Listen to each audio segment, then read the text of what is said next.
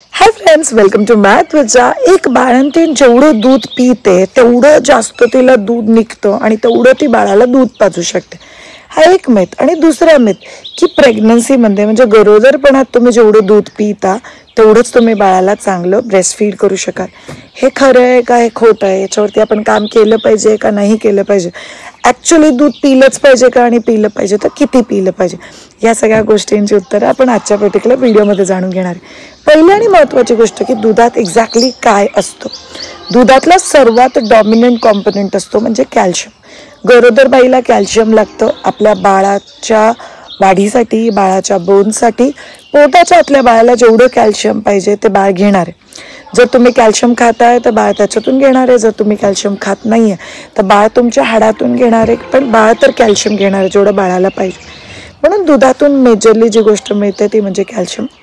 दुसरी जी गोष्ट मिळते ती म्हणजे विटॅमिन डी. म्हणजे हाडांच्या मजबूतीसाठी, त्यांच्या डेव्हलपमेंटसाठी, इनफॅक्ट त्यांच्या ब्रेनसाठी पण विटॅमिन डी लागतं. सो पूर्वीच्या काळी गाया या घरात पाळलेल्या असायच्या, त्यांना तो चारा दिला जायचा जो त्याच्या शेतातून निघायचा. कोणतेही एक्स्ट्राचे हॉर्मोन्स, औषधं किंवा त्यांना अशा कोणत्याही प्रकारची ट्रीटमेंट नव्हती दिली जात की जेणेकरून त्यांचं दूध वाढेल.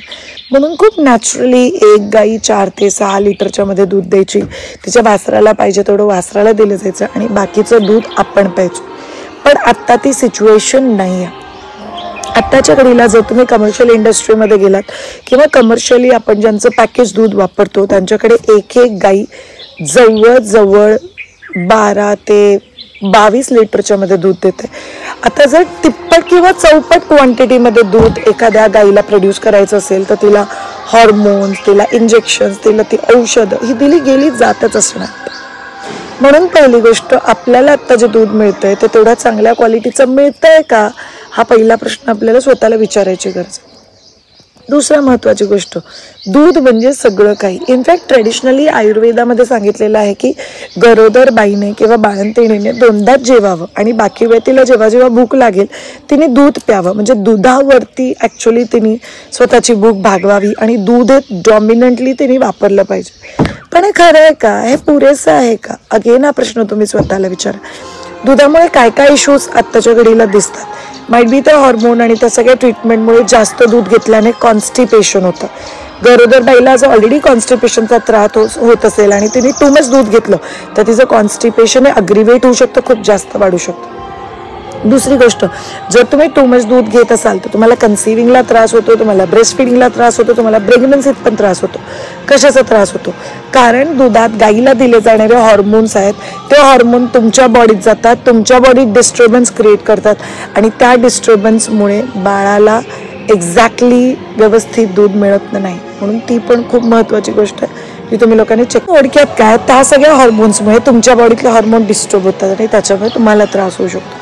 म्हणून जे आपल्याकडे ट्रेडिशनली सांगितलं जातं की खूप सारं दूध प्यायला पाहिजे, खूप सारं दूध तुमच्या शरीरासाठी खूप जास्त चांगलं असतं, ते तेव्हासाठी योग्य आहे जर तुम्ही तुमच्या घरात गाय पाळली असेल, त्या गाईला कोणतंही आर्टिफिशियल औषध तुम्ही देत नसाल तर यस, तुम्ही दूध पिल्याने बाळाला फरक पडणार आहे आणि बाळाला त्याचा उपयोग पण होईल. पण जर तसं नसेल तर त्याचा उपयोग होऊ शकत नाही. पुढची महत्त्वाची गोष्ट, मग आयडियली आम्ही किती दूध पिलं पाहिजे.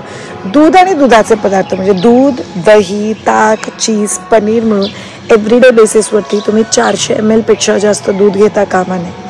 जर तुम्ही 400 ml पेक्षा जास्त दूध घेताय तर तो तुम्हाला हे दुधाचे सगळे साईड इफेक्ट्स दाखवा. मला आज सकाळीच आपली एक प्रेग्नंट स्टुडंट आहे, तिचा आत्ता हार्डली आय थिंक 5वा महिना असेल आणि तिच्या सासूने सांगितलं तू बॉर्नव्हिटा टाक, तू शतावरी टाक, तू काहीतरी टाक, तू दुधाला टेस्टी कर, पण तू दूध पिलंच पाहिजे. जर तू दूध पिलं नाही तर तू तुझ्या बाळाला दूध पाजू शकणार नाही.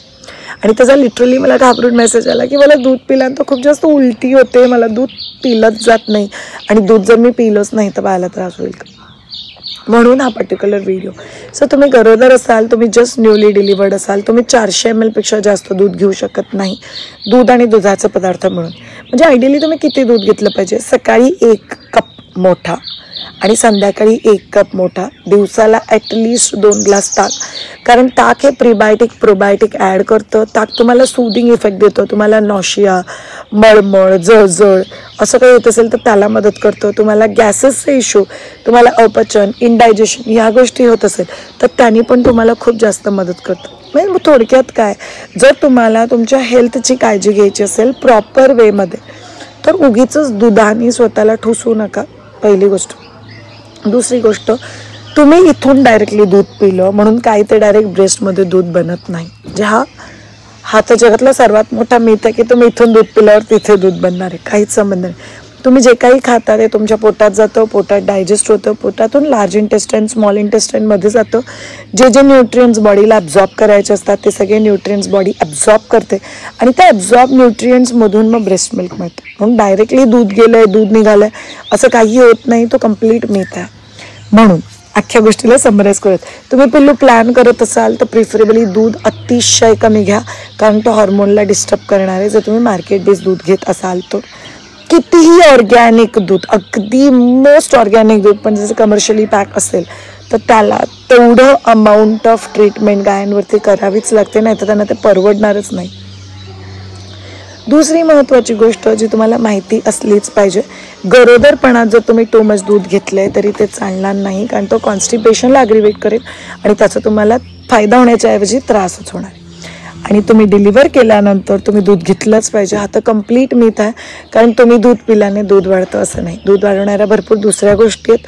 बाजरीची भाकरी, मेथीची भाजी, तुमच्या डिंकाचे लाडू, खसखस, आळीव या सगळ्या गोष्टींनी दूध वाढतं. बदामाने दूध वाढतं. तुम्ही आनंदी राहिल्याने